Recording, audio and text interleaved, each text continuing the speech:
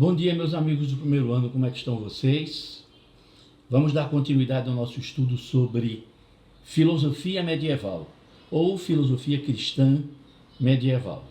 Nós estamos no capítulo 6, não é? Você já sabe disso. Então, a gente começou fazendo uma história sobre o cristianismo.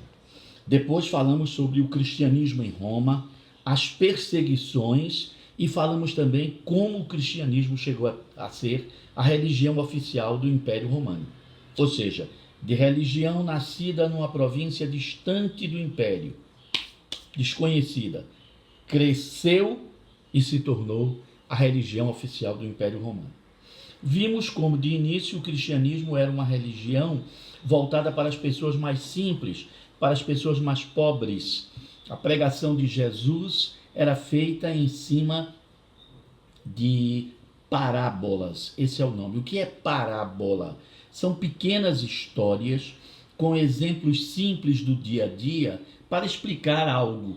Você quer explicar o que é a bondade, o que é a caridade, o que é o amor, o que é o sacrifício, então você conta uma historinha que mostra um exemplo prático, concreto, da vida real para as pessoas entenderem.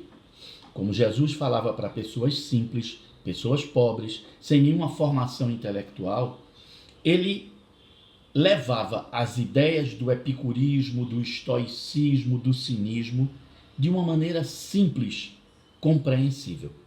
Muito bem, mas o cristianismo, depois que Jesus morreu, ele foi se espalhando primeiro pelas províncias do Oriente. Entrou pelo Egito, chegou até a Etiópia na África. E, a partir de Jerusalém, foi em direção ao norte, chegando à antiga Fenícia, a Síria, cidades como Antioquia, Damasco, e foi chegando à atual Turquia, que era chamada de Ásia Menor, chegando à Península Balcânica, a Grécia, em Atenas. Um dos grandes responsáveis por isso foi um camarada chamado Paulo de Tarso, que era judeu, mas o pai era rico. Ele recebeu uma educação igual à dos romanos, a chamada paideia, que era a educação dos cidadãos. O pai tinha dinheiro, ele se tornou cidadão romano, Paulo. Inclusive, ele de início perseguia os cristãos, depois se converteu ao cristianismo e foi um dos responsáveis por espalhar a doutrina de Jesus no mundo romano. E Paulo percebeu que certas ideias que ainda estavam ligadas às comunidades cristãs lá do Oriente pareciam muito com o judaísmo, a religião dos judeus. E Paulo percebeu que aquelas ideias não conseguiriam entrar dentro do mundo romano. Paulo então começa a adaptar as ideias de Jesus ao mundo romano, ao Império Romano, ao mundo helenístico, não é isso? E aí o cristianismo começou a chegar às classes mais intelectualizadas, a classe média e as classes mais altas. Ao mesmo tempo que o cristianismo se espalhava, também havia perseguição ao cristianismo. Não é? Nós vimos que a questão da perseguição aos cristãos está ligada a questões políticas, não a questões religiosas. No mundo romano, os governantes de Roma admitiam todas as religiões. Você podia adorar um pau, uma pedra, um pedaço de carvão, entendeu? Um deus, qualquer coisa.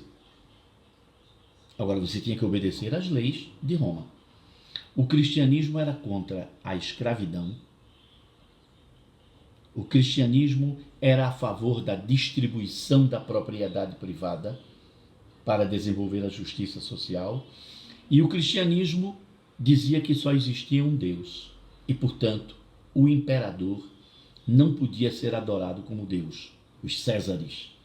Ora, ser contra a guerra, ser contra a escravidão, ser contra a adoração do imperador e pregar a divisão da propriedade privada eram ameaças políticas, eram ideias que ameaçavam a segurança do império. Qual é o resultado? Os cristãos vão ser perseguidos. Não é porque eles adoram Jesus Cristo ou têm um só Deus. São essas ideias que incomodam o mundo romano. Aí o que é que vai acontecer? Perseguições. Ao longo de 250 anos, os cristãos serão perseguidos. Mas as perseguições não impedem o crescimento do cristianismo, como também o aparecimento de intelectuais convertidos ao cristianismo que começam a escrever sobre a importância do cristianismo, como o cristianismo é a melhor de todas as religiões que apareceram até agora, porque na verdade é a religião verdadeira, de um Deus verdadeiro e não de um Deus de estátuas, de muitos deuses, de espíritos e coisa e tal. Até essa ideia, lógico, se sedimentar na cabeça das pessoas, muito tempo correu. Alguns momentos são importantes, como Constantino, que para chegar ao poder precisou da ajuda dos cristãos, e ele vai ser o primeiro a abolir a perseguição aos cristãos, e o imperador chamado Teodósio, que vai transformar o cristianismo na religião oficial do império. Então, quase 400 anos se passaram até que o cristianismo tivesse vez, voz, presença e força no mundo romano. Que, aliás, a gente sabe, o mundo romano do Ocidente estava se acabando com a chegada dos povos bárbaros. E os cristãos vão converter os bárbaros. Aí tome mais 400 anos para o cristianismo se espalhar no mundo feudal. Mas a gente não quer contar aqui a história do cristianismo. O que eu quero mostrar é que é nesse meio que surgirão os intelectuais cristãos e os filósofos cristãos. Aí a gente tem a primeira página que você viu, que é a que abre o capítulo, que tem o retrato de Paulo de Tarso, né, uma pintura. A segunda página, que fala sobre a expansão do cristianismo e os primeiros pensadores. E a terceira página, que é a que nos vai interessar agora, os fundadores da patrística.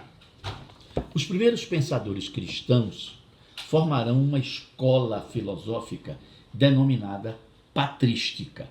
A palavra patrística vem de patri, que em latim quer dizer pai. Por que patrística? Porque era o pensamento dos primeiros pais da filosofia cristã. Pais no sentido de pais espirituais, pais intelectuais. Então, patrística. A filosofia cristã ao longo da Idade Média se divide em o período da patrística e o período da escolástica. Escolástica você já sabe que tem a ver com escola. Mas vamos deixar isso para depois. Patrística é o começo da filosofia cristã. O que é que o livro nos diz nessa página, no meu livro, página 98? Não é? Claro, no seu livro a página pode ser diferente, mas não tem problema. O título é Fundadores da Patrística. Então, a patrística foi o período da história da filosofia que corresponde ao pensamento elaborado pelos primeiros padres da igreja. Embora os critérios não sejam absolutamente rígidos, ou seja, em que tempo exato começou, os padres da igreja foram assim definidos com base em suas características como fidelidade à doutrina, santidade na vida, aprovação dos bispos e pelo tempo. São os primeiros, não é? Então, os pais. De início, a patrística ficou marcada pelo esforço em fundamentar a fé cristã. O que é que esses primeiros filósofos queriam mostrar? Que as ideias de Jesus, as ideias do cristianismo, não eram superstições bobas de povos do Oriente. Eram ideias que estavam embasadas em questões filosóficas que tinham sido tratadas por Epicuro de Samos, Zenão de Cício, não é? Por Diógenes, por Cícero, Suetônio, Plotino. E isso vinha de Sócrates, Aristóteles e Platão. Portanto, o cristianismo não era simplesmente uma religião de fé, de crença, de mitos. A base do ensinamento cristão era uma base filosófica. É a primeira religião do mundo, nessa época, que quer ter uma base filosófica, ou seja, uma base racional. Na verdade, isso é uma contradição. A gente já aprendeu que a filosofia é o conhecimento que se afasta do mito, do mágico, do sobrenatural, do divino. A filosofia não é contra o mito, nem é contra o sobrenatural, nem o mágico, nem o divino, nem o religioso. Mas na medida em que a filosofia é um raciocínio, razão, racionalidade, que não quer explicações sobrenaturais, religiosas ou míticas, ela tem que se aproximar da razão. Ela não pode se aproximar do sobrenatural, do religioso, do mágico. Não é isso?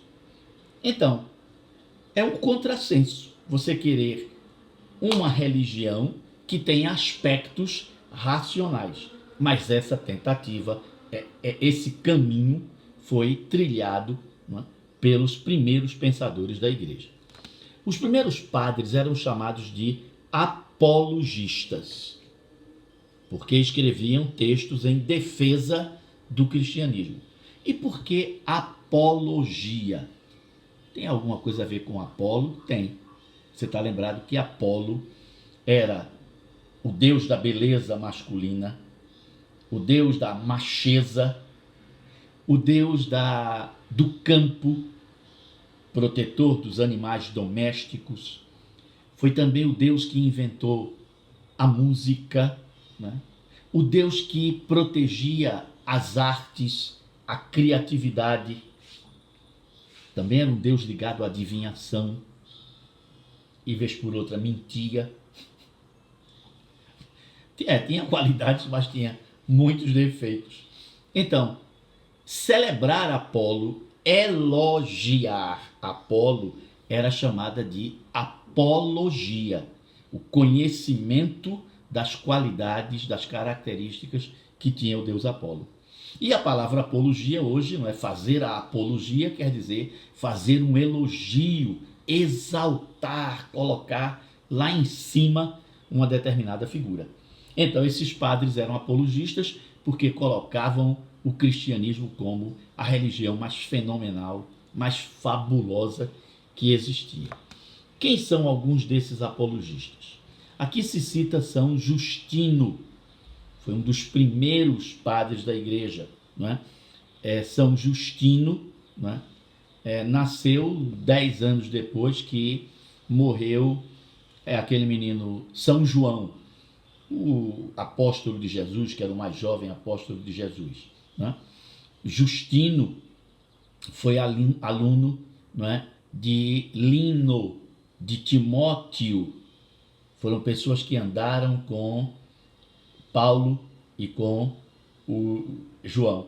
Então esse pessoal ensinou, por exemplo, a Clemente de Alexandria, que foi professor de Justino, que seria professor, eu já falei isso na aula passada, né? Que o ensinamento dos apóstolos foi passando para os seus alunos, discípulos, e dos discípulos para outros discípulos. Por isso que a gente diz que o cristianismo é uma religião apostólica, porque os ensinamentos passaram dos apóstolos para os seus seguidores. É claro que há ramos do cristianismo, não é, que são recentes e que não tem nada a ver com os apóstolos. Aliás, não tem nada a ver com o cristianismo, alguns deles. Mas isso é outra história. Então, fala-se de Justino, não é? Mas não se fala de Clemente de Alexandria, não se fala de Anastácio, não se fala de Orígenes. São como é que a gente chama? Padres da igreja, pais do cristianismo, que não estão citados aí. E aí o livro prefere passar logo para outros mais adiante, já no século IV. Santo Ambrósio de Milão, Santo Agostinho de Hipona, São Jerônimo de São. Alves, o que danado é santo? Para os cristãos, era chamado de santo aquela pessoa cristã que, durante a sua vida, dedicou-se integralmente ao cristianismo, que levou uma vida de santidade, isto é, evitando na medida do possível o pecado, buscando o aperfeiçoamento espiritual e trabalhando para o crescimento do cristianismo. Então essas pessoas que através do seu exemplo levavam a bondade, a caridade ou a inteligência, né, para os seguidores e viviam a mensagem de Jesus Cristo, essas pessoas eram consideradas santas. Muitas vezes, alguns desses homens não tinham tanta santidade assim, né? Inclusive, alguns chegaram a perseguir pagãos, a dizer que pagãos tinham que ser mortos, porque adoravam ídolos, né? Eram supersticiosos, praticavam a magia que estava ligada ao Satanás. Tinham algumas ideias esquisitas que hoje nós não aprovaríamos e que certamente hoje ninguém os chamaria de santos. Mas você se lembra que nós estamos no século III, século IV. Então, certas coisas que pareciam santidade, hoje a nós parece esquisitice. Havia santos, por exemplo, que diziam que o banho era uma demonstração de vaidade. Então você devia ter uma limpeza no corpo para evitar nascer bicho. Mas essa história de se banhar, passar sabonete, né, hidratante, tomar cuidado com o seu corpo, isso é vaidade. E vaidade é pecado.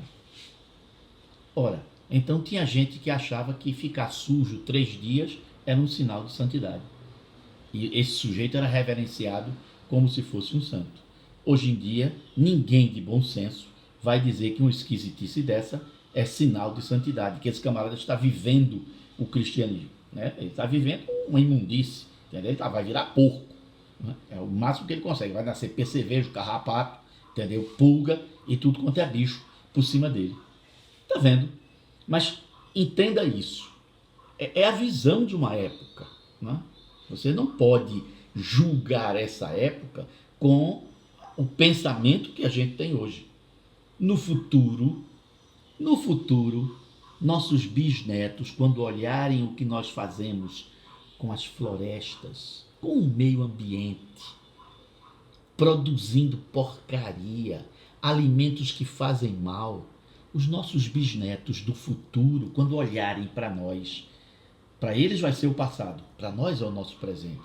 Eles vão dizer como os nossos antepassados eram brutais, violentos, destruidores da natureza. Nós seremos julgados por eles lá. A diferença é que hoje a gente sabe que o que a gente está fazendo é errado. E esse povo daqui, século IV, esse finzinho de Roma, né, a chegada dos povos bárbaros, esse pessoal não tinha o conhecimento que nós temos hoje. Então, nada mais natural que eles achassem que santidade era uma qualidade que para nós, talvez hoje, não seja santidade. Mas continuando, desses 4, foi a partir de Santo Agostinho, esse é o pensador importante, que a patrística adquiriu um peso filosófico maior e investigou as relações entre razão e fé. Aí vem uma biografia de Santo Agostinho. Santo Agostinho nasceu em Tagaste, no norte da África, onde hoje é a Tunísia. E na época fazia parte do Império Romano, era uma província romana. Converteu-se ao cristianismo em 386. Ele nasceu em 354. Né? Então, 64, 74, 84. Ele já tinha 32 anos quando se tornou cristão. E se tornou diácono, presbítero e mais tarde se tornou bispo. Bispo da cidade de Hipona em 394, né, quando ele já tinha 40 anos, exatamente. Faleceu em 430. Seu pensamento associou embasamento filosófico às questões do cristianismo e por isso ele se tornou um pensador importante, não só para o cristianismo, mas para a filosofia. Seguindo, a vida de Santo Agostinho corresponde ao fim do Império Romano, a chamada Antiguidade Tardia. Há quem diga que Santo Agostinho, na verdade, ainda é um dos últimos filósofos do mundo antigo. Mas, na verdade, não é, porque ele já traz uma concepção nova de filosofia. Apesar de ele usar muito a filosofia do mundo antigo, Agostinho traz desdobramentos filosóficos, maneiras de ver o mundo que já são diferentes da filosofia helenística, da filosofia romana e da filosofia grega. Seguindo, trajetória e pensamento. Aí vem também, trajetória quer dizer o caminho que ele seguiu, e pensamento são as ideias de Agostinho. Agostinho de Hipona, a mãe dele era cristã, católica, mas o pai dele era pagão. Então ele foi educado como, o pai dele era funcionário público, graduado, lá na província da Tunísia, e ele recebeu uma educação de primeira qualidade. Filho de uma família patrícia, de uma família de dinheiro. Então ele foi educado como um romano. Mas, nas poucas vezes que ele viajou, saiu da Tunísia, foi até Roma, ele conheceu Ambrósio, que era um bispo cristão, um camarada muito inteligente, que lia muito sobre filosofia. Ambrósio foi bispo de Milão, uma cidade que às vezes também foi capital do Império Romano. E ele começou a conversar com Ambrósio, achou uma pessoa inteligente, interessante, e Ambrósio logo começou a falar sobre o cristianismo, sobre a religião e tudo mais. E aos poucos, devagarzinho, Agostinho foi aprendendo o que era o cristianismo com Ambrósio. Até que ele pede para ser educado na fé cristã e batizado como cristão.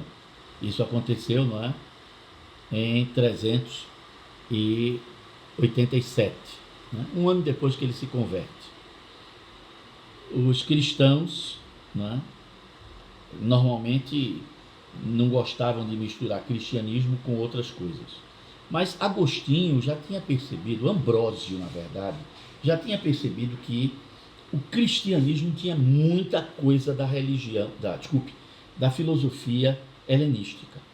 Aspectos do epicurismo, do estoicismo, do cinismo, do platonismo, na época era chamado de neoplatonismo, um filósofo chamado Plotino, que a gente estudou antes, quando ainda estava falando sobre filosofia helenística, que Plotino pegou muitas ideias de Platão e deu a elas uma dimensão mística, uma dimensão sobrenatural.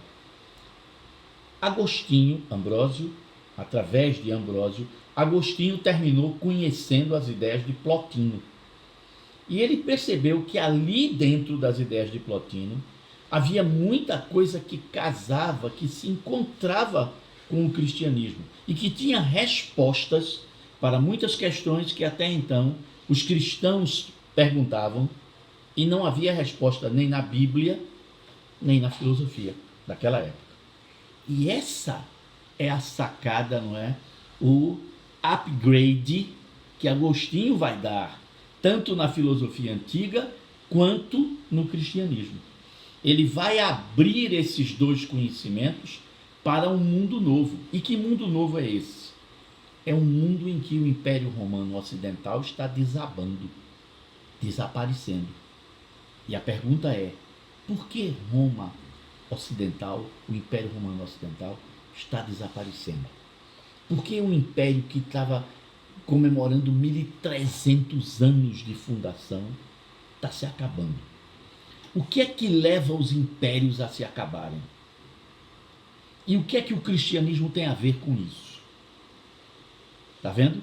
Isso é uma pergunta filosófica, não é uma pergunta religiosa. Eu posso dar uma resposta religiosa. É a vontade de Deus, Roma está sendo castigada. Sim, mas eu posso dar uma resposta racional. O que é que Agostinho vai fazer? Ele vai criar uma resposta racional para essas duas perguntas, porque o Império Romano está se acabando. O que é que o cristianismo tem a ver com isso? Ele vai dar duas respostas racionais e vai dar também duas respostas sobrenaturais. E vai tentar mostrar que a razão e a fé podem caminhar juntas e que eu posso escolher qualquer um dos dois caminhos, mas eles terminarão se encontrando. E por quê? A resposta de Agostinho Porque a razão humana, a nossa racionalidade, não vem da nossa carne, do nosso corpo. A nossa razão é uma criação divina. É porque dentro de nós existe uma alma imortal, criada por Deus. É isso que nos faz seres pensantes. É isso que nos faz ser a imagem e semelhança de Deus, como está na Bíblia. Nós não parecemos com Deus porque temos um corpo, nem porque Deus tem corpo. É porque nós temos dentro de nós um aspecto espiritual. E Deus é espírito, claro, um espírito perfeito. Nós não somos perfeitos, mas essa é a semelhança. Então veja, Agostinho vai dar uma resposta filosófica a um problema que estava naquele momento. Roma atacada pelos bárbaros, gente morrendo, né? Gente sendo espedaçada pelos cavalos e pelas espadas dos lombardos, vândalos, ostrogodos. Por que nós estamos sendo castigados desse jeito? O que foi que houve com o Império Romano? Agostinho vai começar por aí e vai construir uma teoria para explicar a realidade, para explicar o mundo. Teoria essa que tem respostas racionais e também respostas sobrenaturais. Muito bem. Santo Agostinho, ao se referir à história da filosofia, desde Tales de Mileto, dizia que os antigos filósofos se aproximaram da verdade, mas não alcançaram a verdade completa. E como é que a gente vai poder alcançar a verdade completa? A gente vai precisar da ajuda de Deus. Isso aí é uma resposta religiosa. Mas veja que Agostinho diz, é possível alcançar a verdade. Eu posso não chegar à verdade completa, mas a razão pode me fazer chegar perto da verdade. Agostinho recebeu influências, primeiros estudos de Agostinho. Eu estou seguindo o livro, e você está com o livro aberto e está acompanhando. Já virou a página. Primeiros estudos de Agostinho. Agostinho recebeu influências do estoicismo, o maniqueísmo, o ceticismo e o neoplatonismo. Quando ele foi estudante, né, fazendo a paideia, ele recebeu influências do maniqueísmo. Que danado era o maniqueísmo? Era uma teoria filosófica que dizia que o mundo está dividido entre duas forças morais. Aquelas que criam o bem e que levam o homem à virtude e ao aperfeiçoamento, e aquelas forças que levam o homem ao mal e, portanto, tendem a destruir o homem. As forças do mal são forças anti-razão. As forças do bem são as forças da razão. O que são as forças do bem? A virtude, a disciplina, o desapego com as coisas materiais. O que são as forças do mal? A cobiça, a soberba, a vaidade, a gula, o desregramento da vida, a ira, o ódio, a maldade. Pronto. Então, o mundo é sempre, a realidade está sempre montada entre essas duas forças. As forças que poderão levar o homem ao aperfeiçoamento, o bem, e as forças que levarão o homem ao mal e à destruição.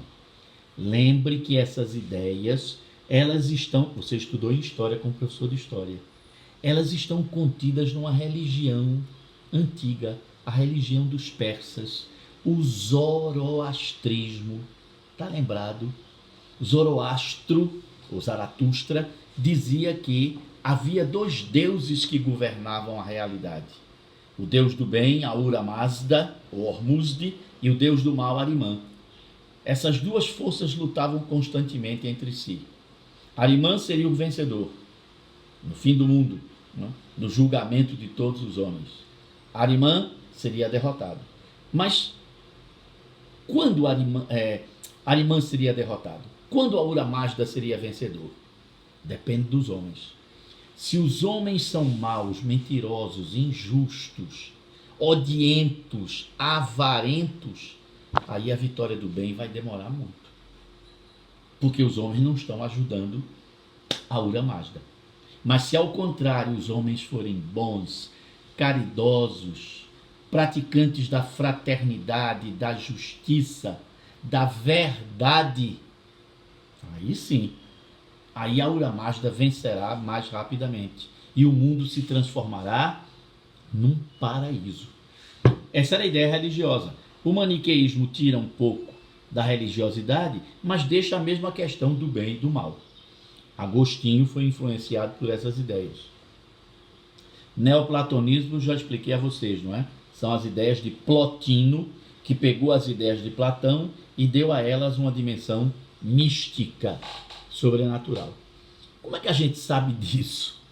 A gente sabe porque o próprio Agostinho escreveu sobre a formação, sobre a vida dele.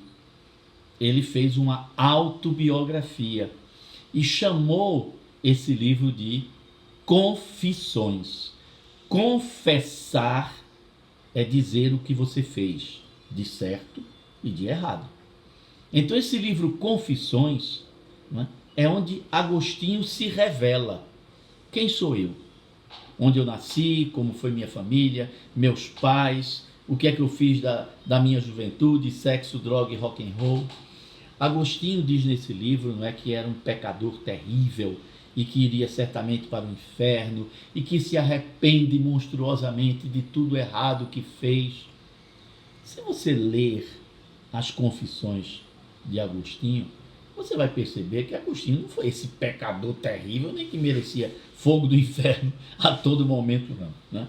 Na verdade, Agostinho exagerou um pouco. Ele não era o maior dos pecadores, não. Ele era um pecador igual a todo mundo, sem nada de excepcional, né? Ele diz que a juventude dele foi estragada e não sei o que. Bom, enfim, né?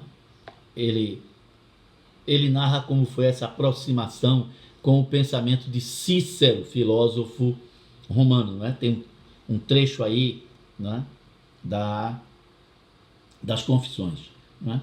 E nessa mesma página que nós estamos, sempre tem, não é, uns retângulos dentro das páginas do livro que esclarecem certas ideias. Nessa página, veja aí, não é, tem um retângulo grande, esse daqui, onde Agostinho fala sobre a questão da verdade. Ele escreveu um livro chamado Contra os Acadêmicos. Acadêmicos eram aqueles, não é, que duvidavam de que a gente pudesse alcançar a verdade. Eles eram céticos, né? Acreditavam que o homem não tinha condições de chegar até a verdade. E Agostinho mostra que é possível chegar à verdade, né? Esses pensamentos dos céticos, não é, foi Santo Agostinho logo depois da conversão. Logo depois que ele se torna cristão, ele escreve esse negócio. Porque ele diz que existe uma verdade. Tanto uma verdade racional, quanto uma verdade religiosa. Uma verdade de fé. E o homem precisa procurar essa verdade. Portanto, essa ideia de que a gente não é capaz de chegar até a verdade é mentira. Os filósofos céticos estão errados. A verdade existe e o homem pode conhecê-la. Muito bem, a gente para por aí. Próxima aula a gente segue. Até lá.